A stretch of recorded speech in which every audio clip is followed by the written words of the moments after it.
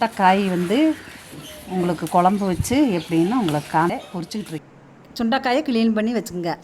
தட்டுன சுண்டைக்காயை 3 தடவை அலசிட்டு வேறு ஒரு பாத்திரத்தில் எடுத்து வச்சுக்கோங்க. வாங்க செய்முறை பார்ப்போம். இது 200 கிராம் இருக்குது சுண்டைக்கடலை, பச்சை சுண்டைக்கடலை. வெங்காயம் 100 கிராம் இருக்குது. இது ஒரு 100 கிராம் இருக்குது. பூண்டு, மல்லி இவ்வளவு, சீரகம் இந்த அளவு, மிளகு, வரமிளகா தேவையான காரத்துக்கு போட்டுக்கலாம், புளி சிறிதளவு, தேங்காய், சீரகம், சீரகம்,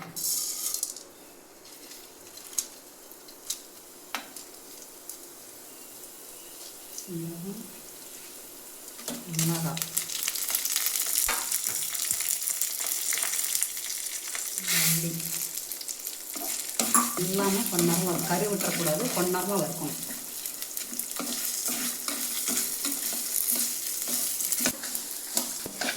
பொன்னரமாக வறுத்து எடுத்தாச்சு. இந்த அளவுக்கு ரொம்ப கறியக்கூடாது. இந்த அளவுக்கு வெங்காயம் வதக்கிக்கலாம்.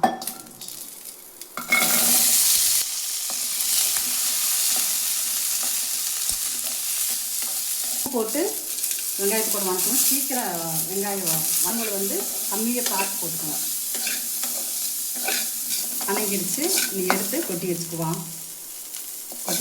வணங்கிடுச்சு.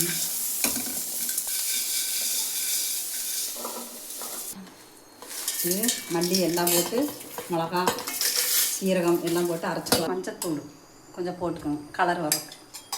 அரைச்சி எடுத்துக்கலாம். அரைச்சி கொஞ்சம் நேரம் ஆகும். எல்லாம் வரப்பொடியவே அரைக்கணும். அரைச்சி இந்த அளவுக்கு எடுத்துகிட்டு அப்புறம் தண்ணி ஊற்றி மறுபடியும் அரைக்கணும். இந்த அளவுக்கு அரைச்சிடணும். அரைச்சிட்டு வெங்காயத்தை உள்ளே போட்டு அரைக்கணும். தேங்காய் அதுக்குள்ளேயே போட்டுக்கணும். அரைச்சிட்டு போட்டு அரைச்சிக்கலாம். இந்த அளவு அரைச்சிக்கணும். அரைச்சி எல்லாம் 20 நிமிஷம் வரும். புளி கரைச்சி அந்த செலவுக்குள்ளே ஊற்றி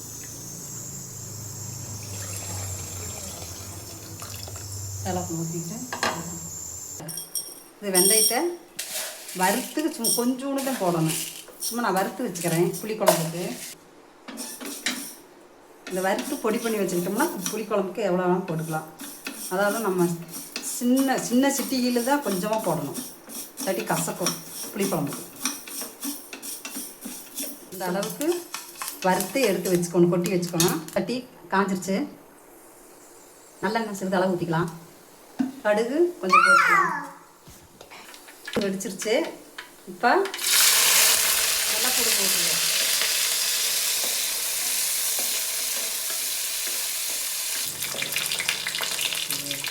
வணங்கிருச்சு. இதில் ஒரு பவுலில் எடுத்து வச்சுக்குவோம். வெள்ளைப்பூடு எடுத்து வச்சாச்சு தனியாக.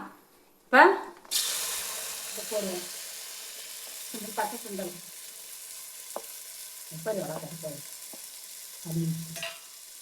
போட்டு நல்லா சோறை வணக்கணும். ரெண்டையும் நல்லா பொடி பண்ணிக்குவோம். ஆச்சு இந்த அளவு நல்லா வணங்கிருச்சு.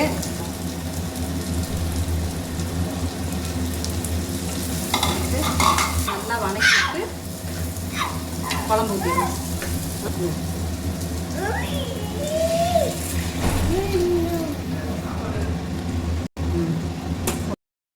முதவே கொஞ்சம் வெங்காயத்தில் உப்பு போட்டு வணக்கியிருக்கோம். தேவையான உப்பு, வெந்தயப்பொடி இவ்வளோதான் போடணும். வெந்தயப்பொடி, பெருங்காயத்தூள் சிறிதளவு, அவ்வளோதான் போட்டு கலக்கி வச்சுக்கணும். தண்ணி வத்த வரைக்கும் கொஞ்ச நேரம் அடுப்புலேயே இருக்கட்டும், வேகட்டும். குழம்பு கூட்டி வச்சு 10 நிமிஷம் ஆச்சு. திறந்து பார்ப்போம். குழம்பு கொதிக்குது. ஸ்டவ்வை ஆஃப் பண்ணிடுவோம். சுவையான சுண்டைக்காய் குழம்பு ரெடி. வாங்க சாப்பிட்லாம்.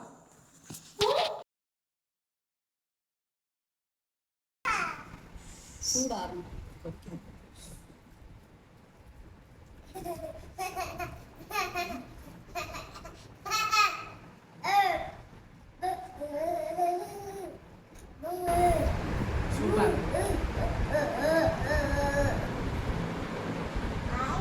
சூப்பராக இருக்குது. சாப்பிடு.